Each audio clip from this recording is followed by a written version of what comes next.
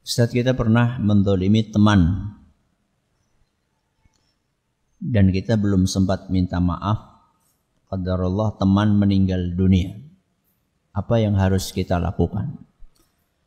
Berat. Ya, berat, benar. Susah. Kenapa?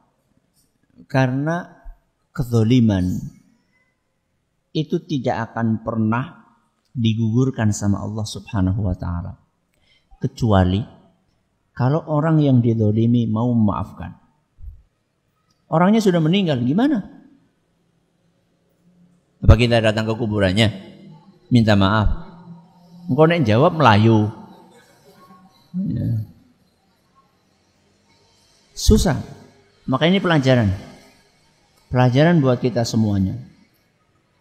Dosa yang tidak akan dimaafkan oleh Allah adalah dosa syirik yang pertama, kecuali kalau dia taubat. Yang kedua adalah dosa kedzaliman kepada orang lain. Ini tidak akan digugurkan sama Allah karena itu bukan haknya Allah. Itu haknya manusia.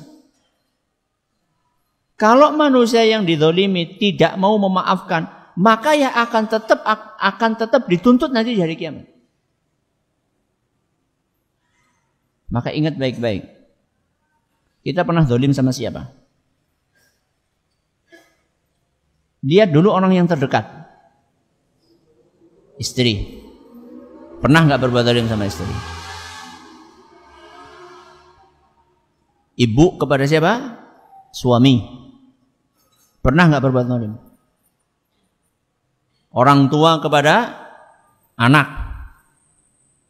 Anak kepada orang tua. Itu dulu. Coba lihat, ingat-ingat. Kalau pernah minta maaf sekarang. Ya. Nabi SAW berpesan, "Man kana lahu mazlamatun li akhihi min 'irdin aw syai'in falyatahallal minhu al-yawm." Barang siapa pernah berbuat zalim kepada orang lain, entah itu kaitannya dengan masalah kehormatan. Kehormatan itu ngerasani, itu kehormatan. Berarti kita menzalimi saudara kita dalam kehormatannya, karena kita ngerasani dia, jelek-jelekan dia. Falyatahallal minhul yaum, hendaklah dia minta dihalalkan segera. Sekarang. Kenapa?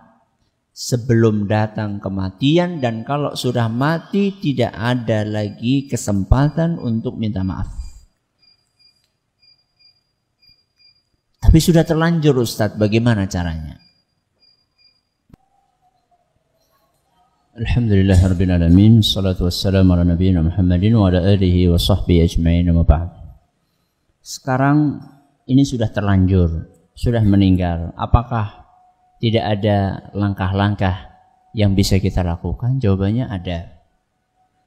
Namun saya tidak berani memastikan bahwa langkah-langkah yang diambil ini akan menghapuskan kezaliman Anda kepada orang tadi. Langkah-langkah ini hanya akan memperingan, bukan menghapuskan.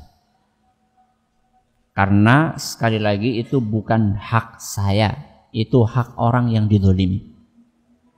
Dan kita tidak tahu apakah dia akan memaafkan atau tidak. Dan ingat, manusia itu sifat dasarnya pelit. Sifat dasarnya sulit memaafkan. Beda dengan Allah Azza wa Jalla. Kalau Allah Azza wa Jalla Al-Afu, Maha Pemaaf, Al-Ghafur, Maha Pengampun. Maka apa langkah-langkah untuk memperingan? Kezaliman itu bentuknya apa? Kalau kezaliman itu bentuknya harta, Anda ngambil duit dia, nyopet, nyuri, korupsi,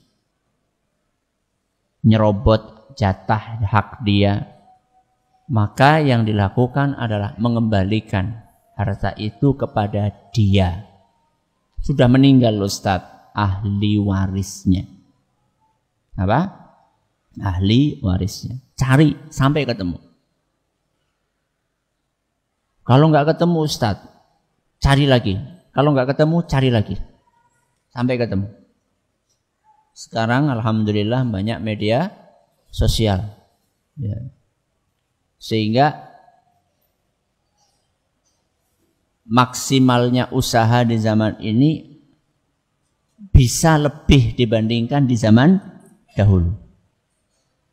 Kalau nggak ada juga, sudah maksimal nyari ke sana kemari, telepon sana kemari, maka Anda boleh bersedekah atas nama orang tadi dengan nominal yang Anda ambil dari dia. Sedekah niatnya buat orang yang Anda zalimi. Ini langkah terakhir. Seandainya di kemudian hari Anda ketemu dengan ahli warisnya, Anda perlu menyampaikan hal ini kepada dia, ahli warisnya. Saya pernah berbuat gini sama orang tuamu. Saya cari-cari nggak ketemu ahli warisnya. Sekarang saya baru nemu. Gimana? Kamu? Tapi saya sudah sedekahkan atas nama bapakmu. Gimana? Kamu ikhlas atau tidak? Enggak. Maka harus dikembalikan. Harus dikembalikan walaupun Anda sudah sedekah atas nama dia. Ini resiko untuk meringankan beban kita nanti di akhirat. Lebih baik susah di dunia daripada susah di akhirat. Ini kalau kezalimannya berupa harta.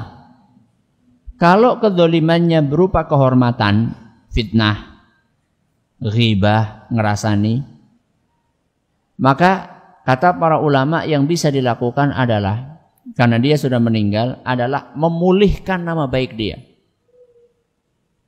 Memulihkan nama baik dia. Bagaimana caranya? Anda luruskan. Kalau itu sifatnya fitnah, maka Anda luruskan. Bahwa orang yang pernah saya fitnah tidak seperti yang saya katakan. Dia orangnya baik. Anda harus putihkan nama dia. Mudah-mudahan ini bisa meringankan beban Anda nanti di akhirat. Walaupun tidak sampai membuat orang ini ridho. Gimana tahu ridho? Dia udah mati. Minimal fitnah ini tidak berkembang semakin besar.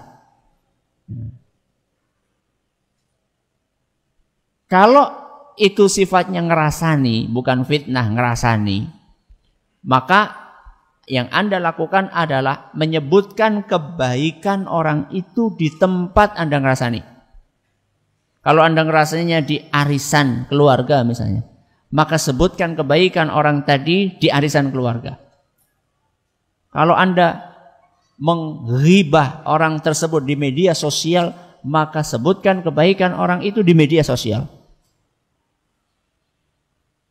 Supaya bisa mengimbangi perbuatan jahat Anda kepada dia. Ini langkah yang dilakukan. Yang terakhir, Anda banyak-banyak istighfar. Banyak-banyak istighfar. Minta ampun kepada Allah. Mudah-mudahan Allah dengan ketulusan Anda minta ampun kepada Allah, mudah-mudahan Allah mau berbelas kasih untuk meringankan beban Anda nanti di akhirat. Wallahu a'lam bishawab.